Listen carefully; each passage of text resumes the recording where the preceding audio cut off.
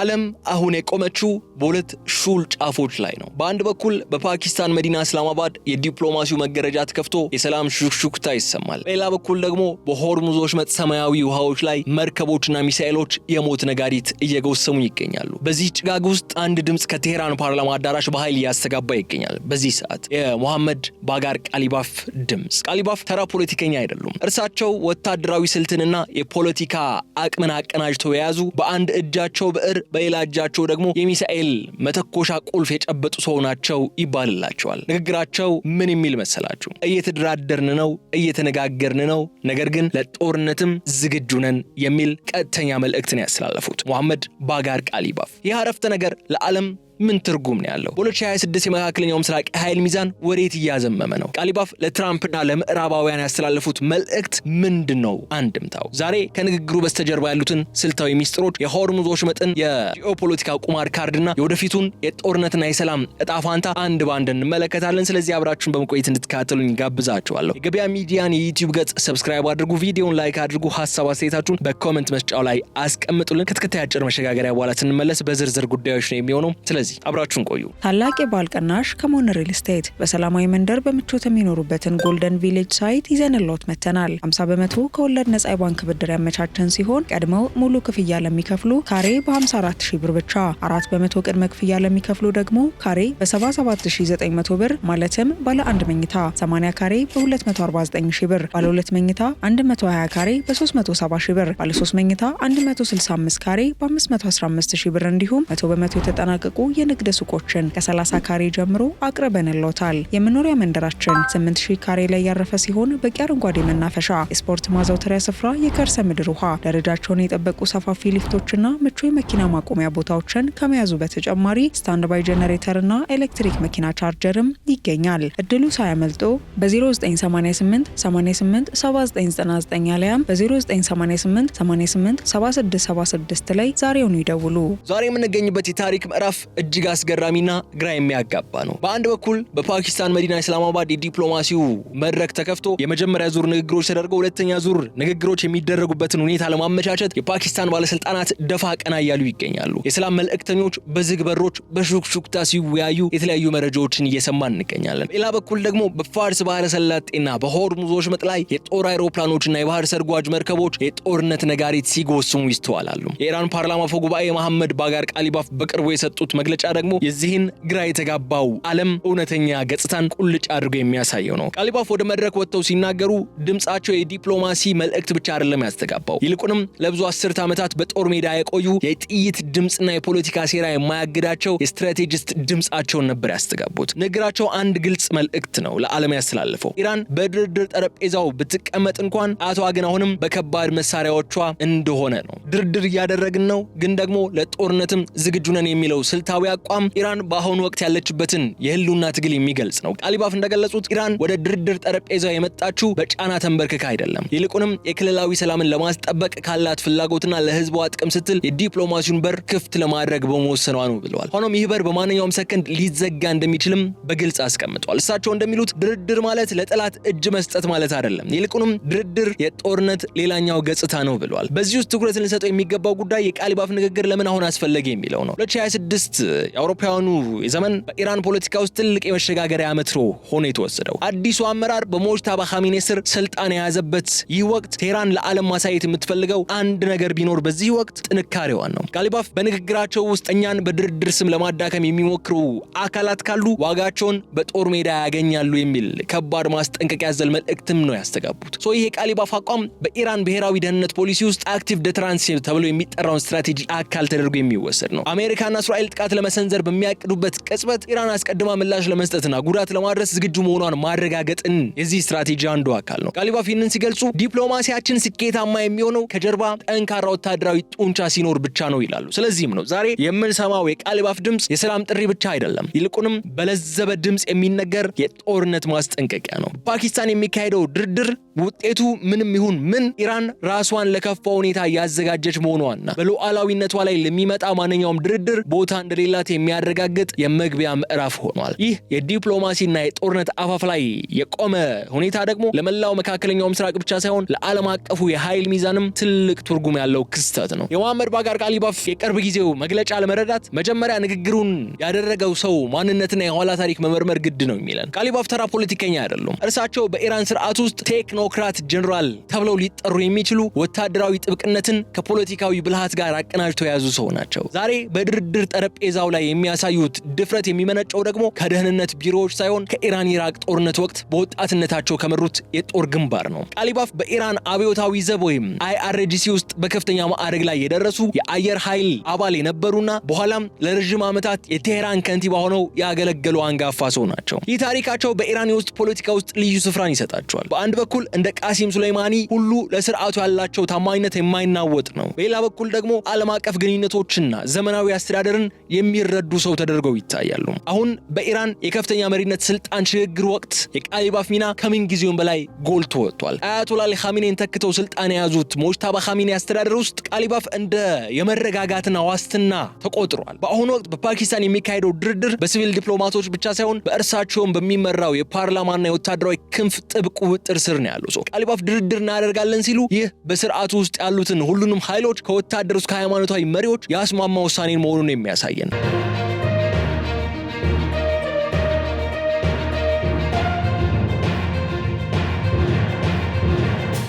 ቃሊባፍ ለየት የሚያደርጋቸው ሌላኛው ነጥብ ደግሞ መስላችሁ ለአሜሪካና ለምዕራባውያን ያላቸው አመለካከት ነው። እርሳቸው እንደ ወግ አጥባቂዎቹ በሩን ፍጹም እንዝጋው የሚሉ ሰው አይደሉም። ይልቁንም በሩን ከፍተን ጠላትን አይኑን እያየን እንታገለው የሚል ፍልስፍናን አላቸው። በንግግራቸው ውስጥ የሚታየው በራስ መተማመን የሚመነጨውም ኢራን ካላት የሚሳኤል አቅምና በቀጠናው ካሏት ታማኝ የውክልና ኃይሎች ወይም ፕሮክሲዎች ነው። ቃሊባፍ በንግግራቸው ውስጥ እኛ ዝግጁ ነን ሲሉ እርሳቸው በግል ያዘዟቸውንና ያደራጇቸውን ወታደራዊ ክፍሎችንም እያሰቡ ነው። ይህ ሰው አሁን በዓለም አቀፍ መድረክ ላይ የቀረቡት እንደ ተደራዳሪ ብቻ ሳይሆን እንደ ኢራን ብረት ለበስ ዲፕሎማት ነው። ቃሊባፍ በንግግራቸው ውስጥ አሜሪካን ተአማኒነት የሌላት ብለው ቢጠሩም በተመሳሳይ ሰዓት ግን በዲፕሎማሲያዊ መንገድ ጥቅምን ማስከበር እንደሚቻል የሚያምኑ ሰው ናቸው። ስለዚህ የቃሊባፍ የቅርብ ጊዜው ለጦርነት ዝግጁ ነን የሚለው መግለጫ ስንሰማ ይህን ሰው እንደ አንድ የጦር ስትራቴጂስት ነው ልናየው የሚገባው። እርሳቸው ጦርነትን አይፈሩም፣ ምክንያቱም ጦርነትን ያውቁታል። ሰላምን የሚፈልጉት ደግሞ ከጥንካሬ እንጂ ከፍርሃት አይደለም ሲሉም የሚያውቃቸው ሰዎች እየተናገሩ ይገኛሉ። ይህ በወታደራዊ ጡንቻ የታጀበ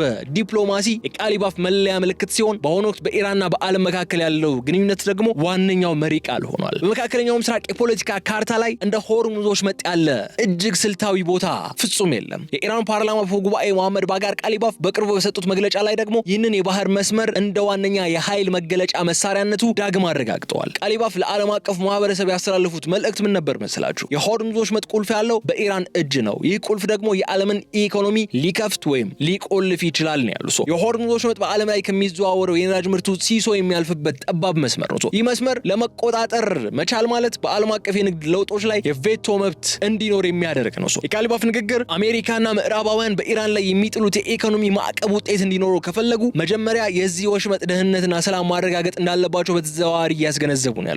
ድርድር እያደረግን ነው፣ ነገር ግን ለጦርነት ዝግጁ ነን ሲሉ ጦርነቱ የሚጀመረውና የሚያበቃው በዚህ ወሳኝ የውሃ መስመር ላይ መሆኑን እያሳሰቡ ነው ያሉት። እዚህ ጋር አንድ ትልቅ ተቃርኖ ሊነሳ ይችላል። የአሜሪካው ፕሬዝዳንት ዶናልድ ትራምፕ ኢራን ወሽመጡ ላለመዝጋት ቃል ገብታለች የሚል ተስፋ ሰጪ ንግግሮች በተደጋጋሚ ቢያደርጉም የቃሊባፍ ምላሽ ግን ከዚህ የተለየ ነው። IRGCም በትላንትናው ዕለት በይፋ የሆርሙዝን የባህር መስመር መዝጋቱን አስታውቋል። ቃሊባፍ ለትራምፕ የሰጡት ምላሽ በዲፕሎማሲያዊ ቋንቋ የታጀበ ቢሆንም ይዘቱ ግን የዛቻ ያህል የጠነከረ ነው። የወሽመጡ ሰላም የሚወሰነው በእኛ ብሔራዊ ጥቅም ላይ ነው ማለታቸው አሜሪካ ስምምነቱን የምታስተጓጉል የምታፈርስ ከሆነና ቃሏን የማታከብር ከሆነ ኢራን ያለምንም ማንገራገር የነዳጅ ፍሰቱን ልትገታው እንደምትችል ማሳያ ነው። በትላንትናው ዕለት IRGC እንዳደረገው ማለት ነው። ከዚህ ባሻገር በፓኪስታን መዲና ኢስላማባድ የሚካሄደው ድርድር በሁለቱ ሀያላን መንግስታት መካከል የሚደረግ የቃላት ልውውጥ ብቻ ያዘለ አይደለም። ይልቁንም ለዓመታት የዘለቀው የጥላቻ የጥርጣሬና የስትራቴጂካዊ የበላይነት ትግል ውጤትም ነው። የኢራን ፓርላማ አፈ ጉባኤ ሙሐመድ ባጋር ቃሊባፍ በዚህ ድርድር ዙሪያ የያዙት አቋም እጅግ ጥብቅና የማይወላወል ነው። ለእርሳቸውና ለቴህራን አመራሮች አሜሪካ ማለት በድርድር ስም ሰይፏን የምትስል በአንድ እጇ የሰላም ወረቀት በሌላ እጇ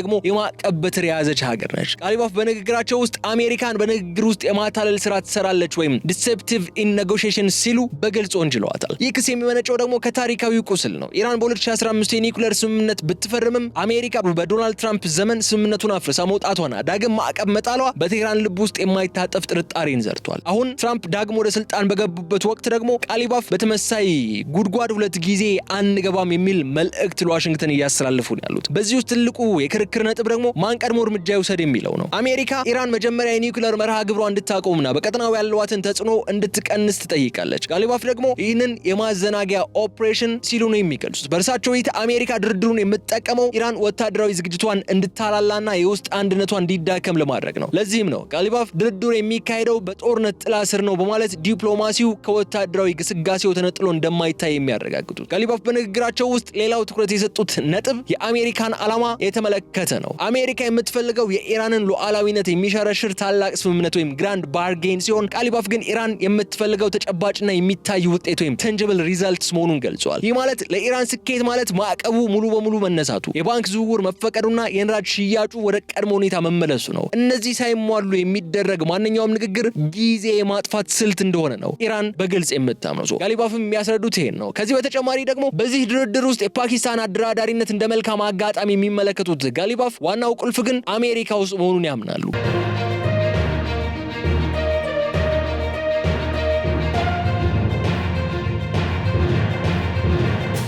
አሜሪካ በኢራን ላይ የምታደርገው ማክሲመም ፕሬሸር ፖሊሲ አልሰራም የሚለው የጋሊባፍ እምነት በድርድር ጠረጴዛው ላይ ኢራን ጠንካራ መስፈርት እንድታቀርብ አድርጓታል። እኛ በኢኮኖሚ ጫና እንንበረከክም፣ ጫናው በጨመረ ቁጥር የእኛም የመከላከል አቅም ይጨምራል ማለታቸው ለአሜሪካ ዲፕሎማቶች የቀረበ ግልጽ ማስጠንቀቂያ ነው። በአጠቃላይ ይህ የሚያሳየን መስላችሁ የዲፕሎማሲው ፍጥጫ መድረክ በስተጀርባው ምን ያህል የከረረ ጡፈት ያለው ክርክር እንዳለው ነው። ጋሊባፍ ለዓለም ለማሳየት የፈለጉት ደግሞ ኢራን በዲፕሎማሲው መስክ የተካነች ብትሆንም ለአሜሪካ ተጽዕኖ ፈጽሞ እጅ እንደማትሰጥ ነው። ድርድሩ ለጋሊባፍ የሰላም መንገድ ብቻ ሳይሆን የጠላትን እውነተኛ ፊት ለዓለም የሚያሳዩበት መድረክም ጭምር ሆኖ ነው የተገኘው። ለጦርነቱ ዝግጁ ነን የሚለው የሙሐመድ ባጋር ጋሊባፍ ንግግር በፖለቲካዊ መድረክ የተሰማ ተራ ዛቻ ብቻ አይደለም። ይልቁንም በኢራን ወታደራዊ አስተምሮ ውስጥ ንቁ መከላከል የሚባለውን ስትራቴጂ ለዓለም በይፋ የማሳወቅ ተግባር ነው። ጋሊባፍ ይህንን ሲሉ ኢራን ባለፉት ጥቂት ወራት ውስጥ በሚስጥርና በግልጽ ስታከማች የቆየችውን ወታደራዊ አቅም እንደ ዋስትና እየጠቀሱ ነው። ለእርሳቸው ድርድር ስኬታማ የሚሆነው ጠላት ጦርነት ብጀምር የማገኘው ትርፍ ከምከፍለው ዋጋ ያንሳል ብሎ ሲያምን ብቻ ነው። ጋሊባፍ በንግግራቸው ውስጥ ትኩረት የሰጡት የኢራን የሚሳኤልና የድሮን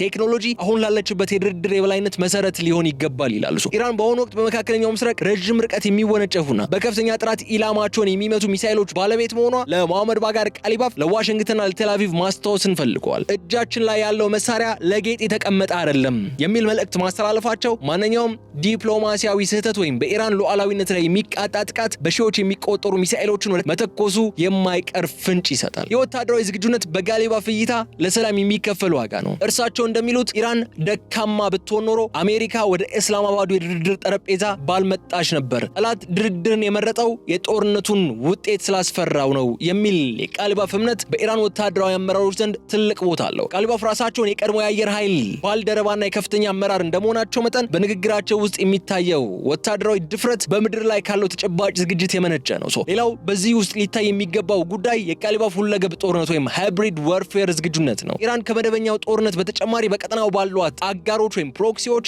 አማካይነት ጦርነቱን ወደ ጠላት ደጅ የማድረስ አቅም እንዳላት በተዘዋዋሪ ገልጿል። በሊባኖስ በየመንና በኢራቅ ያሉ ኃይሎች የኢራን የመከላከያ ጥልቀት አካል ናቸው። ጋሊባፍ ለጦርነት ዝግጁ ነን ሲሉ ይህ ዝግጁነት ከቴህራን አልፎ እስከ ሜዲትራኒያን ባህር ድረስ የተዘረጋ መሆኑን ለተደራዳሪዎቻቸው ማስገንዘባቸው ነው። ከዚህ በተጨማሪ ጋሊባፍ የኢራንን የውስጥ መከላከያ ኢንዱስትሪ ጥንካሬም አንስተዋል። ማዕቀብ ባለበት ሁኔታ ውስጥ ኢራን የጦር መሳሪያዎቿን ራስዋ ማምረት መቀጠል መቻሏ ለጠላት የኢኮኖሚ ጫናው ወታደራዊ አቅማችንን አልጎዳውም የሚል መልእክት ነው የሚያስተላልፈው። ይህ ደግሞ በድርድር ጠረጴዛው ላይ ኢራን ጊዜ ያለን አንቸኩልም ብላ እንድትከራከር አድርጓታል። ጋሊባፍ በዝርዝር እንዳስቀመጡት ወታደራዊ ዝግጁነቱ ለዲፕሎማሲው መንገድ የሚሰጥ ትልቁ ጥቅም የመደራደሪያ አቅምን ወይም ባርጌኒንግ ፓወር ከፍ በማድረግ ነው። በአጭሩ ግን የሚያሳየን መሰላችሁ ጋሊባፍ ለምን ወታደራዊ ዝግጁነትን ከድርድር ጋር አያይዘው እንዳቀረቡ ነው። ሰላም የሚገኘው በልመና ሳይሆን ጠላት ሊያጠቃ ሲመጣ ሊደርስበት የሚችለውን የአጸፋ መልስ አስልቶ ወደ ኋላ እንዲያፈገፍግ በማድረግ እንደሆነ ጋሊባፍ በጽኑ ያምናሉ። ይህ የብረት ጋሻ ነው ኢራንን በዲፕሎማሲው ማዕበል ውስጥ ጸንታ እንድትጓዝ ያደረጋት የሚገኘው። የሙሐመድ ባጋር ጋሊባፍ ድርድር ግን ወታደራዊ ዝግጁነት የሚለው ንግግር ለዋሽንግተን ወይም ለተላቪቭ ብቻ የተላከ መልእክት ግን ብቻ አይደለም። ይልቁንም በከፍተኛ የኑሮ ውድነትና በፖለቲካዊ ውጥረት ውስጥ ላለው የኢራን ህዝብ የተሰጠ ዋስትናም ጭምር ነው። ጋሊባፍ እንደሚረዱት በውጭው ዓለም የሚደረግ ማንኛውም ድርድር ስኬታማ ሊሆን የሚችለው የውስጥ ግንባሩ የተጠናከረና የተረጋጋ ሲሆን ብቻ ነው። ጋሊባፍ በመግለጫቸው ውስጥ ኢራናውያን በጠላት የሚዲያ ፕሮፓጋንዳ ይታለሉ ማለታቸው በሀገሪቱ ውስጥ ያለውን የሐሳብ ልዩነትና ተቃውሞ ለመሸፈን የሚደረግ ጥረት ነው። በ2026 ኢራን ውስጥ ያለው የኢኮኖሚ ሁኔታ እጅግ ፈታኝ ነው። የሪያል ዋጋ ማሽቆልቆልና ማዕቀቡ በዜጎች የዕለት ተዕለት ኑሮ ላይ የፈጠረው ጫና መንግስትን ለትልቅ ወቀሳ እየዳረገው ነው የሚገኘው። ጋሊባፍ ግን ይህንን ችግር ከሉዓላዊነትና ከክብር ጋር በማያያዝ ህዝቡ በድርድሩ ወቅት መንግስት ጎን እንዲቆም ጥሪያቸውን እያቀረቡ ነው ያሉት። እርሳቸው እንደሚሉት አሁን የሚደረገው ትግል የዳቦ ብቻ ሳይሆን የሀገር ህልውና ጉዳይ ነው። በተጨማሪም የጋሊባፍ ንግግር በኢራን ገዢ መደብ ውስጥ ያለውን የኃይል ሚዛንን የሚያሳይ ነው። በአሁኑ ወቅት በሙጅተባ ኻሜኒ የሚመራው አዲሱ አስተዳደር በለዘብተኛ ወይም ሪፎርሚስትና በወግ አጥባቂ ሃርድ ላይነርስ ኃይሎች መካከል ያለውን ልዩነት ለማጥበብ ነው ጋሊባፍ እንደ ድልድይ ሆነው እያገለገሉ የሚገኙት።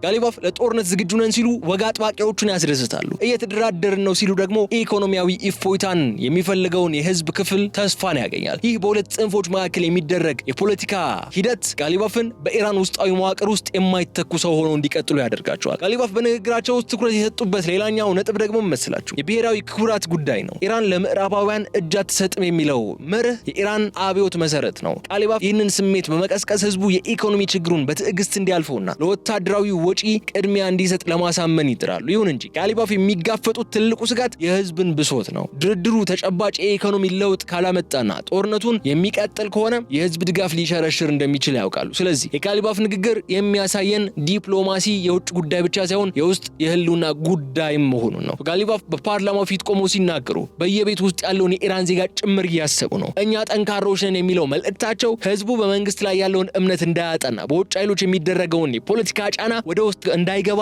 የሚከላከል የሞራል ግንብ ነው እየገነቡለት ያሉት። ባጭሩ ግን የጋሊባፍ የውስጥ አንድነትን እንደ ትልቅ ስልታዊ ሀብት ወይም ስትራቴጂክ አሴት መቁጠር፣ ጠረጴዛ ላይ የሚገኙ የኢራን ተወካዮች ጠንካራ ቃላትን መናገር የሚችሉት በቴህራን ያለው ህዝብና አመራር በአንድ ድምጽ አንድ ቦታ ላይ በአንድነት ሲቆም ብቻ መሆኑን ጋሊባፍ በዝርዝር አስቀምጧል።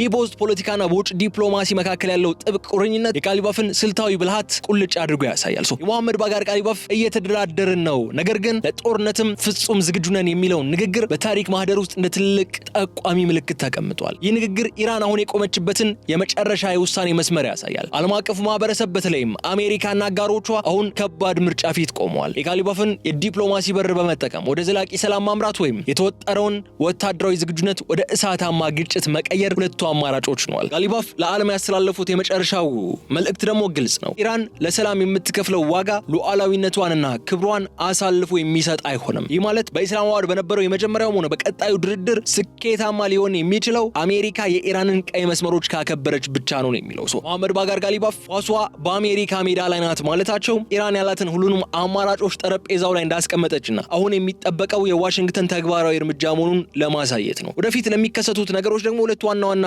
ሴናሪዎችን አስቀምጠን ልዩ ጥንቅራችንን መቋጨት እንችላለን። የመጀመሪያው ሴናሪዮ በሙጅተባ ኻሜኒ የሚመራው አዲሱ አስተዳደር በወታደራዊ ጡንቻ የታጀበ የተወሰነ የዲፕሎማሲ ስምምነት ወይም ሊሚትድ ዲኤስካሌሽን ላይ ሊደርስ ይችላል። ይህ ስምምነት ኢራን የኢኮኖሚ ትንፋሽ እንድታገኝ የሚያደርግና አሜሪካ ደግሞ ከሌላ ትልቅ ጦርነት የምታመልጥበት መንገድ ይሆናል። በዚህ አማራጭ ውስጥ ጋሊባፍ እንደ ጥበበኛ መሪ ተቆጥረው በኢራን ታሪክ ውስጥ ስማቸው በደማቅ ቀለም ይጻፋል። ሁለተኛው ሴናሪዮ ግን አስፈሪው አማራጭ ነው። ድርድሩ ውጤት አልባ ሆኖ መቅረቱ ነው። ጋሊባፍ ለጦርነት ዝግጁ ነን ያሉበት ሁኔታ ዝግጅቱ ወደ ተግባር የሚቀየር ከሆነ መላው ቀጠናው ሊገምተው ወደማይችለው ውድመት ውስጥ ይገባል። የሆርሙዝ ወሽመጥ መዘጋት፣ የሚሳኤሎች ሩምታና የቀጠናው አጋሮች እንቅስቃሴ ዓለም አቀፍ የኢኮኖሚ ቀውስና የሰው ልጅ እልቂትን ሊያስከትል ይችላል። ጋሊባፍ ይህንን አማራጭ እንደማይፈልጉት ቢገልጹም አንለምንም ማለታቸው ግን ለጦርነቱ አማራጭ በሩን ወለል አድርገው መክፈታቸው የሚያሳይ ነው። በሰላም ከፈለጋችሁ በሰላም፣ አይ በጦርነት ይሻላል ካላችሁ ደግሞ በዛ መልኩም እኛ ማውራት እንችላለን የሚል ሐሳብን ነው እያነሱት የሚገኙት። ከዚህ ሁሉ ነገር ውስጥ የምንረዳው ትልቁ እውነታ ግን ምን መሰላችሁ? ኢራን በ2026 ከመቼውም ጊዜ በላይ በራስ መተማመን ውስጥ ነው የምትገኘው። ጋሊባፍ የዚህ በራስ መተማመን ድምጽና ምልክት ናቸው። ንግግራቸው የጦርነት ጩኸት ሳይሆን ከጥንካሬ የመነጨ የዲፕሎማሲ ጥሪ ነው ተብሏል። የዓለም መሪዎች ይህንን ድምጽ እንዴት ነው የሚረዱት የሚለው ጥያቄ ግን የሰው ልጅን የወደፊት እጣ ፈንታን የሚወስን መልስ ነው የሚዞ የሚመጣው። በመጨረሻ ግን የጋሊባፍን የመዝጊያ ንግግር እናንሳና ልዩ ጥንቅራችንን እንቋጨው። ታሪክ የሚፈርድብን በምናደርገው ንግግር ሳይሆን በምንወስደው ስልታዊ እርምጃ ነው ሲሉ ነው ሙሐመድ ባጋር ጋሊባፍ የተናገሩት። ጋሊባፍ ታሪክ እንዳይፈርድባቸው የሀገራቸውን ሉዓላዊነትና ብሔራዊ ክብር አሳልፎ የሚሰጥ ማንኛውም አይነት ስምምነት እንደማይስማሙ በግልጽ እየተናገሩ ይገኛሉ። ከዚህ በኋላ የሚጠበቀው በእስላማባድና በቴህራን ጎዳናዎች ላይ የሚታየው ተጨባጭ ተግባር ነው። አሜሪካ በሁለተኛው ዙር ድርድር ከኢራን ጋር ፍትሃዊ በሆነ መንገድ ተነጋግራ ሰላም ይወርዳል ወይስ ወደ ማይቀረው ጦርነት ይገባሉ? በዚህም አለበዛ ግን ሰላም የሚሆን ጦርነት ኢራን ለሁለቱም ነገሮች ዝግጁ ነች የሚለውን መልእክት ሙሐመድ ባጋር ጋሊባፍ እያስተላለፉ ይገኛሉ። ምን ይመጣል የሚለውን ግን እንግዲህ በቀጣይ የምናየው ይሆናል። የሁለት ሳምንት የተኩስ አቁም ስምምነቱ ሊጠናቀቅ ጥቂት ቀናት ነው የሚቀሩት። ማክሰኞ ዕለት ይጠናቀቃል። እስከዚያ ድረስ በእነዚህ ዛሬ እሁድና ነገ ሰኞ የሚኖሩ እድገቶች ጦርነቱ ወደ ለየለት የእልቂት መንገድ ወይም ደግሞ ወደ ሰላማዊ ንፋስ እንዲሄድ የማድረግ እድል አላቸው በማለት ይህ ጥንቅራችን እዚህ ላይ እንቋጫለን። የተከበራችሁ የገበያ ሚዲያ ተከታታዮቻችን ስለዚህ አብራችሁን ስለቆያችሁም እጅግ አድርገን እናመሰግናለን። በቀጣይ በሌላ ጉዳይ እስክንገናኝ ድረስ መልካሙን ሁሉ ለእናንተ እመኛለሁ። እንደ ሁልጊዜው የገበያ ሚዲያን የዩቲዩብ ገጽ ሰብስክራይብ ማድረጋችሁ እንዳትዘነጉ። ቪዲዮውን ላይክ አድርጉ። ሀሳብ አስተያየታችሁን ደግሞ በኮሜንት መስጫው ላይ አስቀምጡልን። በቀጣይ በሌላ ጉዳይ እስክንገናኝ ድረስ በቸር ቆዩኝ። ሰላም። ታላቅ የበዓል ቅናሽ ከሞን ሪል ስቴት በሰላማዊ መንደር በምቾት የሚኖሩበትን ጎልደን ቪሌጅ ሳይት ይዘንልዎት መጥተናል። 50% ከወለድ ነጻ የባንክ ብድር ያመቻቸን ሲሆን ቀድመው ሙሉ ክፍያ ለሚከፍሉ ካሬ በ54000 ብር ብቻ፣ 4% ቅድመ ክፍያ ለሚከፍሉ ደግሞ ካሬ በ77900 ብር ማለትም ባለ 1 መኝታ 80 ካሬ በ249000 ብር፣ ባለ 2 መኝታ 120 ካሬ በ370000 ብር፣ ባለ 3 መኝታ 165 ካሬ በ515000 ብር እንዲሁም 100% የተጠናቀቁ የንግድ ሱቆችን ከ30 ካሬ ጀምሮ አቅርበንልዎታል። የመኖሪያ መንደራችን 8000 ካሬ ላይ ያረፈ ሲሆን በቂ አረንጓዴ መናፈሻ፣ የስፖርት ማዘውተሪያ ስፍራ፣ የከርሰ ምድር ውሃ፣ ደረጃቸውን የጠበቁ ሰፋፊ ሊፍቶችና ምቹ የመኪና ማቆሚያ ቦታዎችን ከመያዙ በተጨማሪ ስታንድ ባይ ጀነሬተርና ኤሌክትሪክ መኪና ቻርጀርም ይገኛል። እድሉ ሳያመልጦ በ0988 88 7999 አሊያም በ0988 88 7676 ላይ ዛሬውኑ ይደውሉ።